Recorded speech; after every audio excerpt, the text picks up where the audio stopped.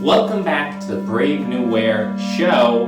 My name's Christian. We're here in my bathroom, the place in my apartment with the best natural lighting, and I wanted to talk again about Alyx Studios. For my very first video, I talked about the Alyx mini roller coaster belt. I picked it up and I kind of talked about what I thought of it, what I thought of the aesthetic and how I style it.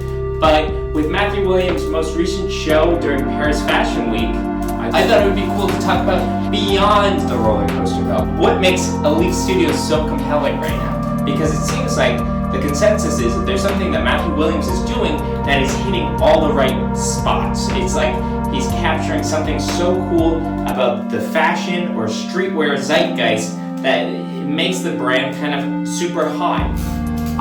Because it goes beyond just the two most popular accessories, being the roller coaster belt and all of its variations, and the chest rig. And they're two things that I think are really important linchpins into kind of how the brand has kind of explained itself or kind of explored its aesthetic. But I think there's a lot more that we can dive into to kind of understand what's going on. As always, I wrote down some notes in a big old piece of paper. Last time I was in the bathroom, I had notes like this too. I think one of the first times that I really recognized or said oh, Alyx is dope.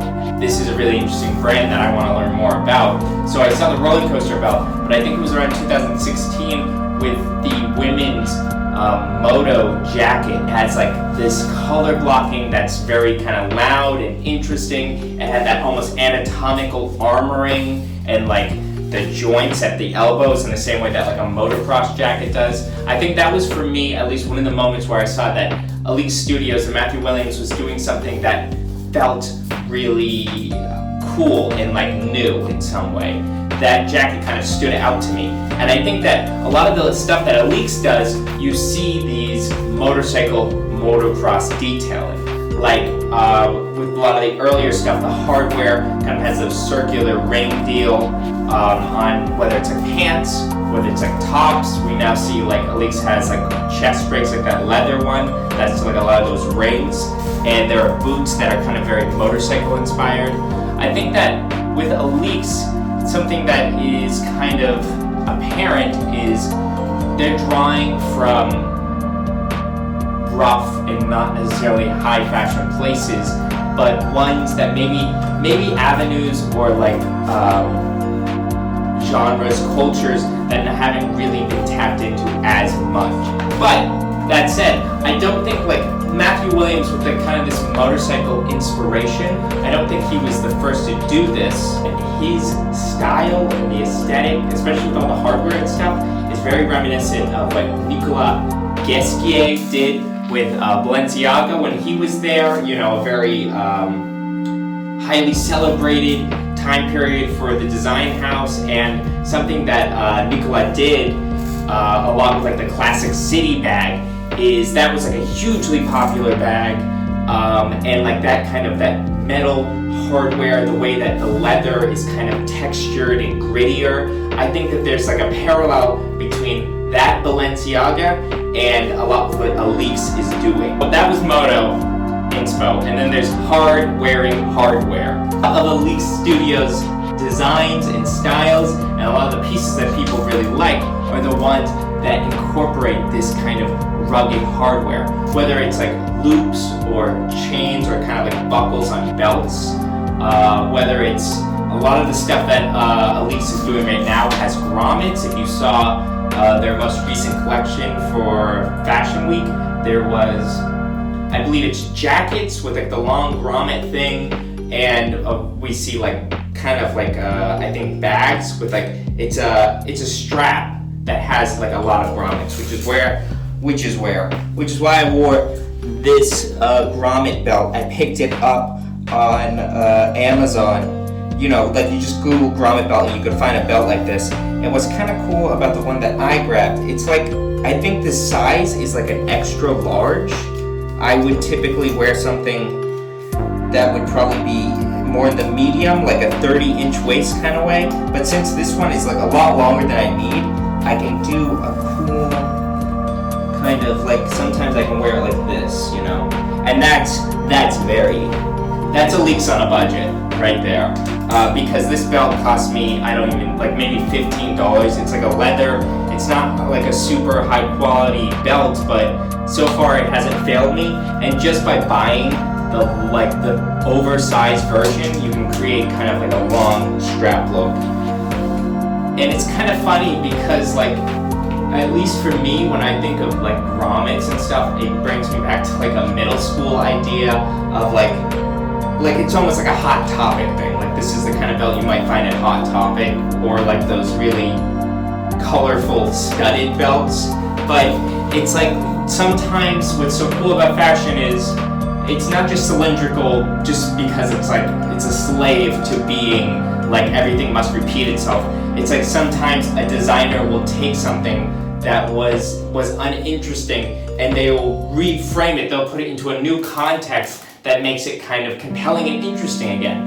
Alyx has done that with these grommets and stuff because it's not it's not like a mall punk thing. It's like it's looking at something that's very rugged and tactical and practical. The lines of like hard-hitting hardware, Alyx reappropriates the famous roller coaster belt in a lot of different things other than just the belt across the waist. That buckle is used in bags. It's used like in like a dual strap thing. It seems like Mathew Williams recognizes that one piece of hardware is almost like a signature, and that by reusing it in these different pieces, it kind of is further exploring like kind of this signature piece that he put and putting it into other works. In the same way that Nicola did with the classic city hardware, like you see it on the bracelets from that time, and it's like on more bags than just like that one classic city purse that's very popular. It's still very popular. And something that I thought was super cool, super dope, if you kept your eyes peeled and you saw Kim Jones' first collection for Dior Homme, he had a Dior version of a roller coaster belt that Mathew Williams, I guess, collaborated with Dior to make. I think that's kind of interesting because a lot of what Kim Jones' collection was for his first menswear show for Dior, it was like he was referencing the women's line in like the delicate ways that the collections have been in the past, like with the kind of lighter pastel colors, with the Dior canvas like repeating logo. So it's interesting to see that like Kim Jones made a very almost feminine menswear for his first line, and then he had Mathew Williams kind of recreate his very rugged and very industrial hardware, the belt, and then incorporate that into a very delicate and light menswear kind of look. Next one is like hiking inspired stuff. Something that I think was also really popular, I think one of Alyx's kind of stunning pieces is like the short hiking boot. And like the tall ones. Something that I'm seeing a lot with all of Alyx's footwear is they have that very recognizable Vibram sole. And that's something that you can see, like if you looked at like Adidas Outdoors collections, or if you look at like any kind of hiking boots, they often incorporate like that Vibram sole that's like almost like it's just copied and pasted onto the shoes. It's very noticeable, and it's obviously very practical. It's so like the incorporation to that into Alyx's shoes is like it's immediately signifying that these are really shoes meant to be worn. And High Sobriety did something like they did an article I think this week where they interviewed a lot of like fashion insiders, asking them why the hiking trend was so popular. And one of the quotes that I read from that article, somebody says that something interesting about the hiking, or like seeing hiking shoes or hiking boots, people respond to it because it signifies that it has an obvious purpose, that it has an obvious practicality. And I think that fashion pieces, like when we take something and we kind of reappropriate it for our own streetwear or high fashion, it's cool when we see a fashion piece or an aesthetic that has an identity, that has a